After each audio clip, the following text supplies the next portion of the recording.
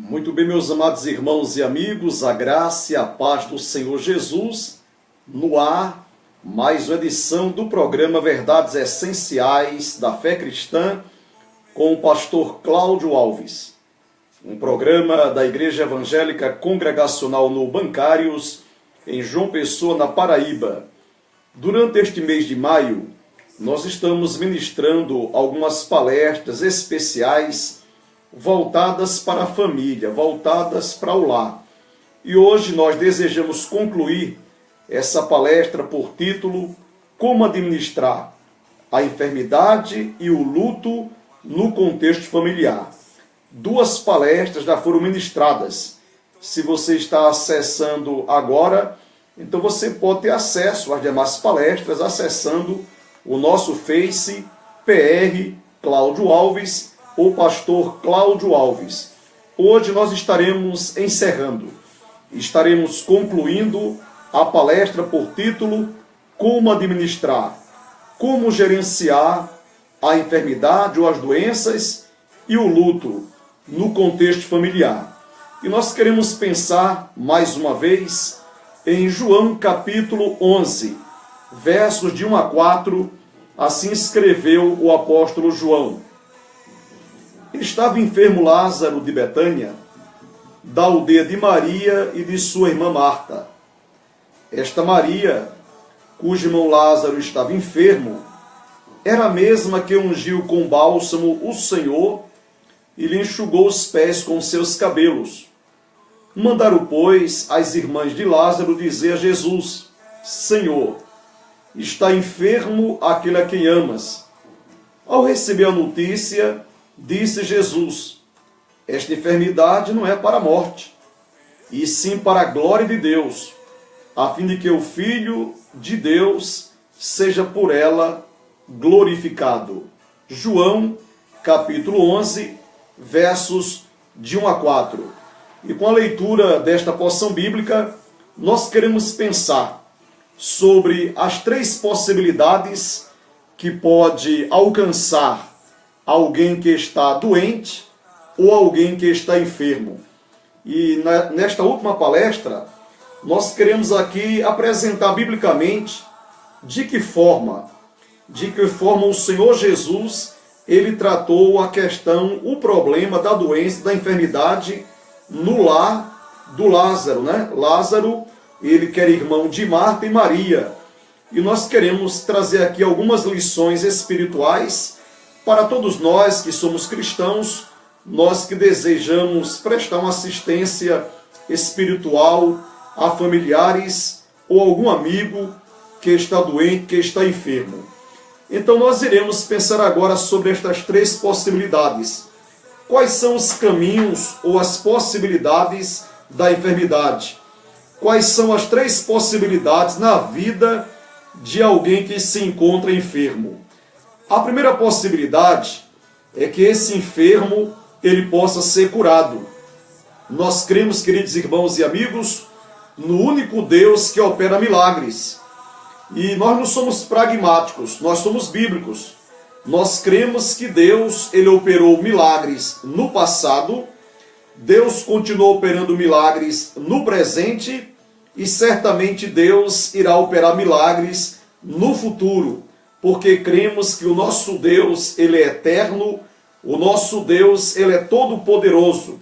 E enquanto ele não voltar, através da pessoa do Senhor Jesus, para arrebatar a sua igreja, certamente o Senhor nosso Deus, ele continuará operando milagres aqui na face da terra. Então, a cura de alguém que está enfermo pode ocorrer como consequência de um milagre ou de uma intervenção sobrenatural da parte de Deus. Nós cremos que Deus ele tem poder para curar um enfermo, para curar um doente, independente da medicina, da ciência, dos medicamentos, né? Nós cremos que Deus ele é o ser todo-poderoso. A Bíblia apresenta Deus como o El Shaddai, o Deus todo-poderoso. E para curar um enfermo, um doente, independente da gravidade, da doença, da enfermidade, nós cremos que Deus é poderoso. E eu creio que neste momento, eu estou falando certamente a dezenas, centenas, ou talvez até milhares de pessoas que podem dizer amém, pastor. Eu já fui alvo de uma cura como fruto de oração. Eu já fui um instrumento usado por Deus para orar por alguém enfermo ou por alguns enfermos, e Deus, pela sua graça, Deus, pela sua misericórdia, Ele ouviu, Ele atendeu a minha oração e curou a mim ou curou alguém que eu intercedi. Então guarde aí esta primeira verdade, que a primeira possibilidade para alguém que se encontra doente ou enfermo é que essa pessoa seja curada de uma forma milagrosa ou sobrenatural. Deus, ele pode se utilizar da ciência, dos médicos, dos homens, dos medicamentos, mas Deus, pelo seu poder, ele pode o quê? Abdicar de tudo isso e ele pode curar alguém de uma forma milagrosa e sobrenatural. Ao lermos a Bíblia, nós iremos encontrar na Bíblia muitos relatos, tanto na literatura do Velho Testamento, quanto na literatura do Novo Testamento, provando que Deus, ele curou vidas e ele continua curando vidas, porque Deus não perdeu o seu poder. Um caso bem interessante do Velho Testamento, nós encontramos no livro do profeta Isaías, no capítulo 38, versos de 1 a 22, e 2 Reis, capítulo 20, versos de 1 a 11. Aquele episódio quando o rei de Judá, Ezequias, diz a Bíblia que ele adoeceu. Adoeceu de uma doença mortal, uma doença gravíssima. E a Bíblia diz que Deus enviou o profeta Isaías até o rei Ezequias com a mensagem. E qual foi a mensagem que o profeta Isaías passou para o rei de Judá? Põe em ordem a tua casa, porque morrerás e não viverás. O profeta Isaías, a priori, ele disse para o rei Ezequias, para o rei de Judá, que aquela doença iria o quê? Resultar no óbito, na morte, no falecimento, na partida do rei. E a Bíblia diz, quando o profeta Isaías, ele se ausentou da presença do rei Ezequias, diz a Bíblia que o rei, ele virou o seu rosto, para a parede, e ele chorou muitíssimo. E ele começou a humilhar o seu coração diante de Deus, ele começou a clamar pela bondade, pela misericórdia de Deus, ele começou a testemunhar para Deus o seu procedimento, como rei, como uma pessoa crente em Deus. E a Bíblia diz, no livro do profeta Isaías, capítulo 38, e 2 Reis, capítulo 20, que o profeta Isaías não tinha ainda se ausentado da cidade. E a Bíblia diz que Deus falou ao profeta Isaías: Isaías, eu ouvi o clamor, eu ouvi a oração, a intercessão de Ezequias. Volte para ele e diga-lhe que eu irei acrescentar 15 anos de vida à sua existência. E a Bíblia diz que o profeta voltou ao rei, trouxe a mensagem de Deus. A priori, o rei não quis acreditar que tão grande milagre iria ocorrer, mas a Bíblia diz, assim como Deus prometeu, assim ele cumpriu, ele curou, ele restaurou a saúde do rei Ezequias, e diz a Bíblia que Deus acrescentou mais 15 anos de vida ao rei. No Novo Testamento, principalmente nos evangelhos de Mateus, Marcos, Lucas e João, nós encontramos muitos relatos de milagres que foram operados, realizados pela pessoa do Senhor Jesus. Não vai dar para eu estar aqui explicando alguns, devido à questão de tempo, mas você que tem uma Bíblia, comece a ler. Leia os evangelhos de Mateus, Marcos, Lucas e João, e você irá encontrar muitos relatos de pessoas que foram curadas pelo Senhor Jesus de uma forma milagrosa e sobrenatural. Se você também lê o livro de Atos dos Apóstolos, você também irá encontrar muitos milagres, muitas curas operadas através do apóstolo Pedro, apóstolo João, apóstolo Paulo, né? A igreja primitiva, ela presenciou, testemunhou muitos milagres operados através da vida dos apóstolos, né? Então guarde essa primeira verdade, que é a primeira possibilidade para alguém que está doente, para alguém que está enfermo, é que essa pessoa, principalmente como um fruto de oração, de intercessão, de busca a Deus, que esse doente, que esse enfermo seja curado de uma forma milagrosa e sobrenatural. A segunda possibilidade para alguém que se encontra doente ou enfermo, é que essa pessoa, mesmo após receber uma oração, uma intercessão, que essa pessoa permaneça o quê? Doente, permaneça enferma. Muitas pessoas, erradamente, associam a permanência de uma enfermidade na vida de uma pessoa a algum pecado praticado pelo enfermo, né? Ou a falta de fé na vida do enfermo. E nós sabemos que essa acusação, essa denúncia, esse comunicado aos ouvidos de alguém, realmente vem torturar as emoções, os sentimentos de alguém que pensa que ela está doente, que ela está enferma, porque ela cometeu algum pecado, alguma transgressão, alguma iniquidade, e que Deus ele se nega a curar essa pessoa.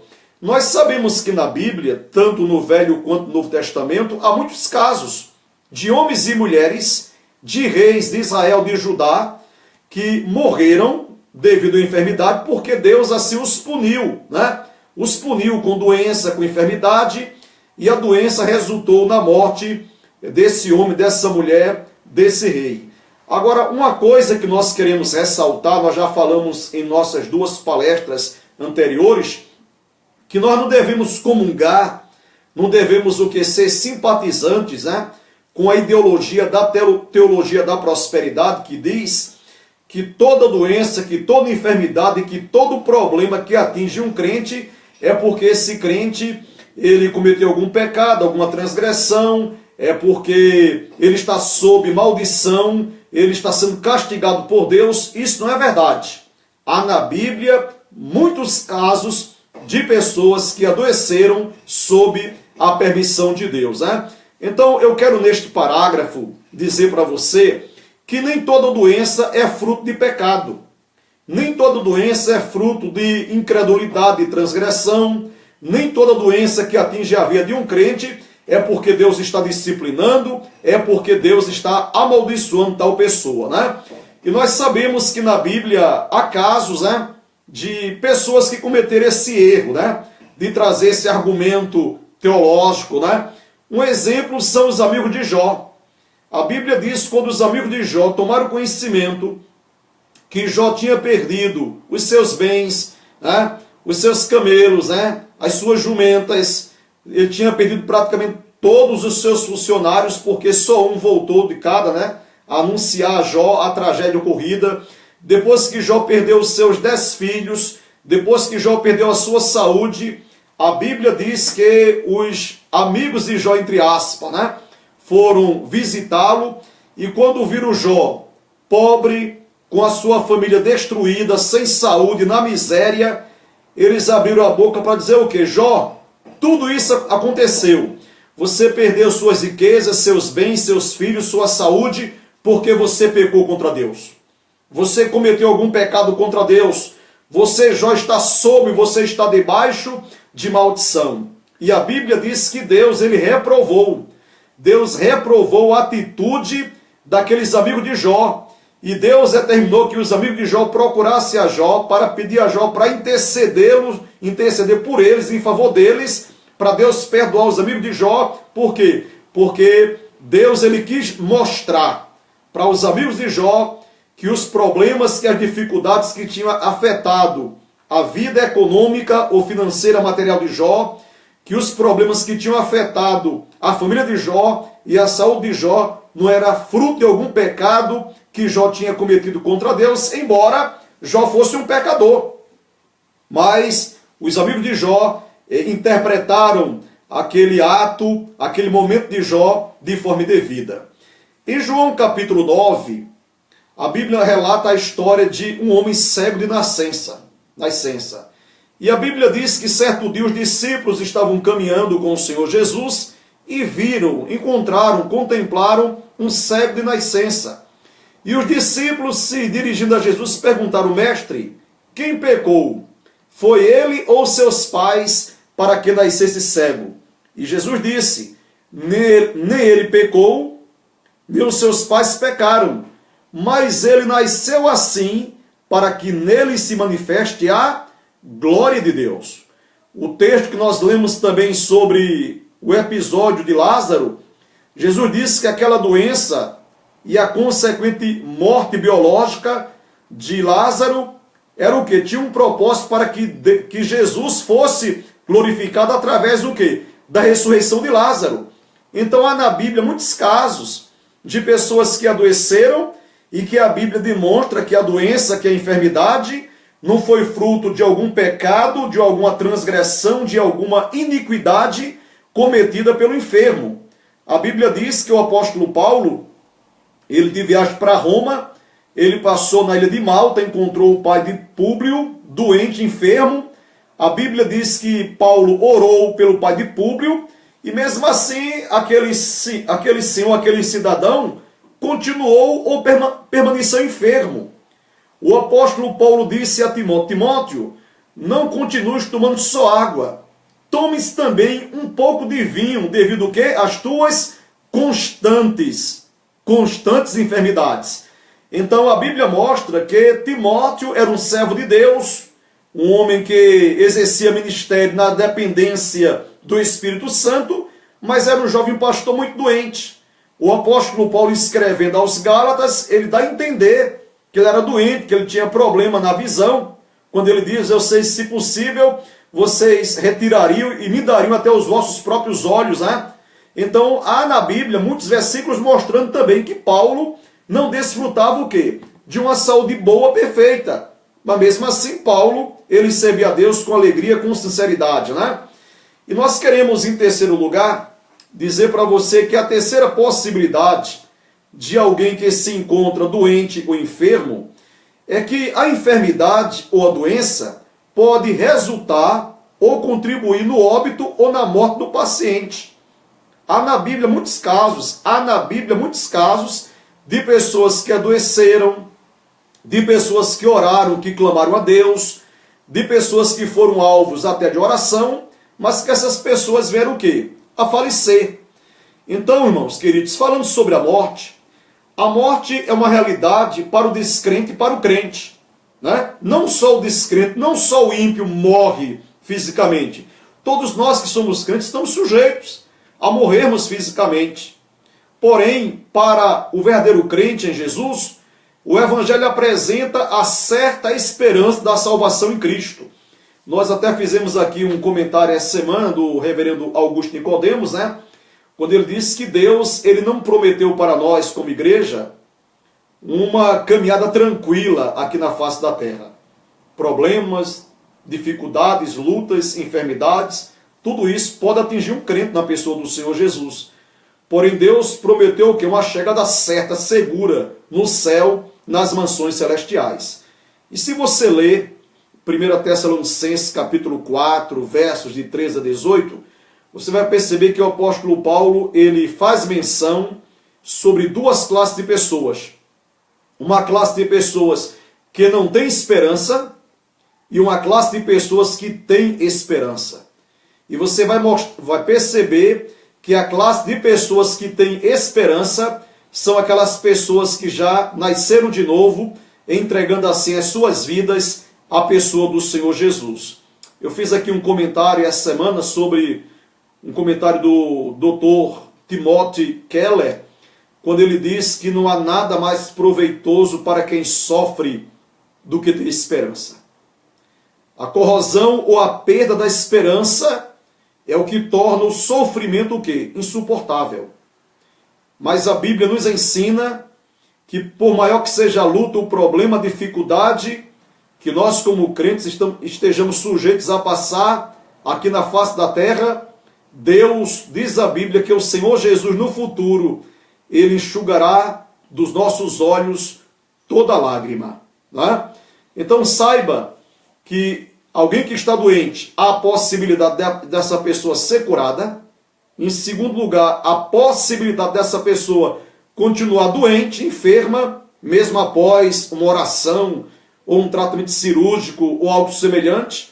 E a terceira possibilidade é que uma pessoa que está doente ou enferma, que essa doença ou essa enfermidade irá contribuir para a partida, para a morte, para o óbito, como se diz no interior aqui no Nordeste, né? Para o passamento dessa pessoa, desta vida para outra, né? Vida eterna para aqueles que morrem convertidos à pessoa do Senhor Jesus. O apóstolo Pedro escreveu em sua segunda epístola, consciente da proximidade de sua morte. Se você ler 2 Pedro 1,14, você vai perceber que quando Pedro escreveu a sua segunda carta, ele estava crente, que estava chegando o momento da sua partida. Se você ler 2 Timóteo 4, de 6 a 8, o apóstolo Paulo disse a Timóteo que ele estava consciente que estava chegando o momento da sua partida. Com isso, meus amados irmãos e amigos, eu quero dizer para você o seguinte: a Bíblia nos ensina que precisamos nos preparar para esse momento, o momento da nossa morte, o momento da nossa partida.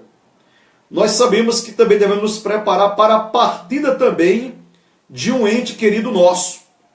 Nós sabemos que o ser humano ele se prepara para muitas coisas, né? Mas o ser humano, o homem, o pecador, precisa também se preparar para morrer. Você está se preparando para morrer? A Bíblia diz que nós precisamos o quê? Acertar a nossa vida com Deus, para que chegando o momento da nossa partida, que o nosso corpo seja guardado na terra, mas que a nossa alma suba para o céu, para desfrutar uma vida que é infindável, uma vida que é eterna. E Jesus vindo na sua glória, ele irá o quê? Ressuscitar, ele nos dará um novo corpo, um corpo glorificado para desfrutarmos uma vida que é eterna.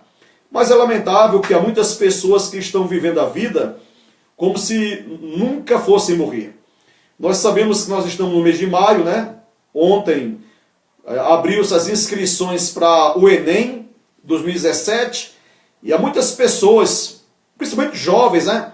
Que se preparam para prestar o Enem, se preparam para prestar um vestibular, muitos se preparam para prestar um concurso municipal, estadual ou federal, muitos se preparam para viajar, para casar, se preparam para construir uma casa, comprar um carro. Muitas pessoas se preparam para tudo isso, mas lamentavelmente alguns estão o quê? Ociosos, dormindo, indiferentes, preparando o que? A sua vida para o encontro com Deus, para o encontro com o Senhor Jesus. Os apóstolos Pedro e Paulo trataram com naturalidade sobre este assunto, devido ao quê? A intimidade que eles tinham com Deus, a consciência que eles tinham, que eles eram novas criaturas, e que a morte física, biológica ou natural atingindo suas vidas, certamente eles subiriam para o céu para desfrutar a vida eterna. Paulo tratou sobre a sua partida, a sua morte, como algo excelente. Se você ler Filipenses 1:23 e Filipenses 3:20, o apóstolo Paulo estava tranquilo da sua missão cumprida e da sua partida para o céu para desfrutar a vida eterna.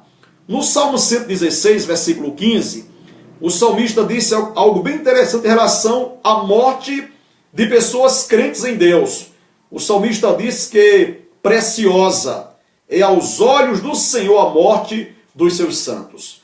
Então, diante do que foi dito, eu quero dizer para os meus irmãos, para aquelas pessoas que estão enfermas principalmente, né? Que no período da enfermidade, o crente deve aproveitar o momento para fortalecer a sua comunhão com Deus, orando, se alimentando da palavra de Deus.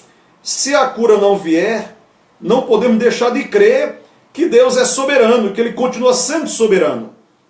Então, queridos, ao assistirmos uma pessoa que está enferma ou doente, devemos entender que o Senhor Jesus, durante todo o seu ministério, deu muita importância aos enfermos, aos doentes.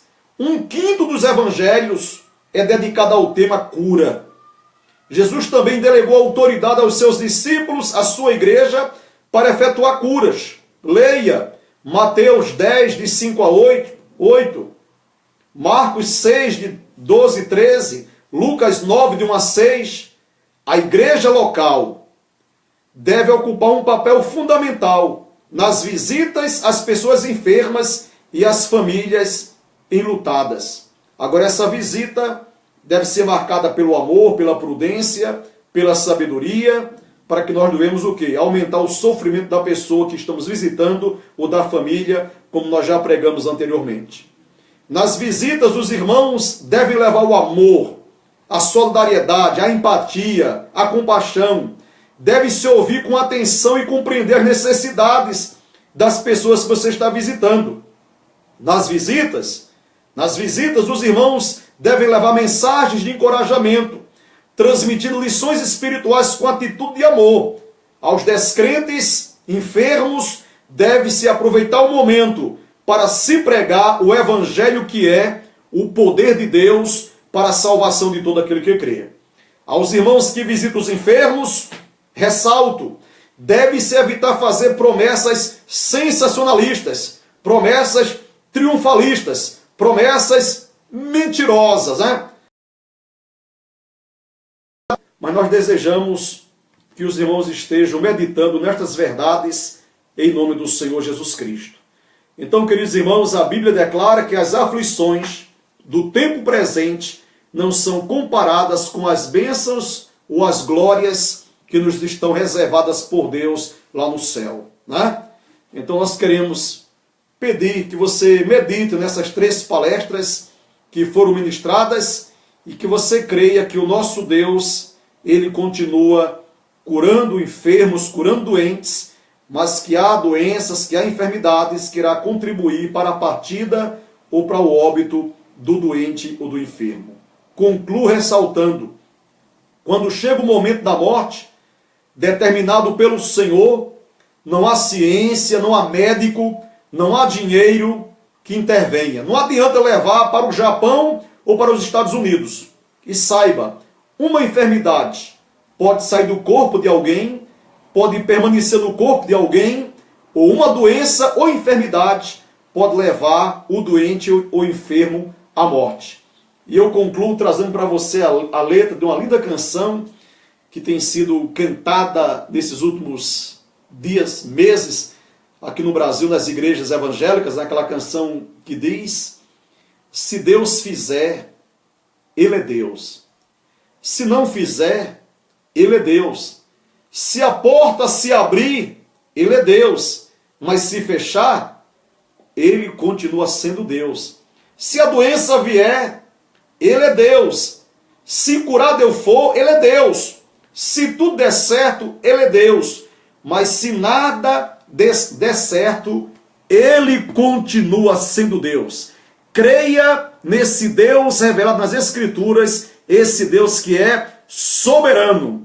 Que Deus abençoe sua vida. E se você deseja acessar outras palestras que já ministramos, entre no nosso Face, PR Cláudio Alves ou Pastor Cláudio Alves, e se edifique com essas palestras que Deus tem colocado no nosso coração. Até o nosso próximo encontro, em nome do Senhor Jesus.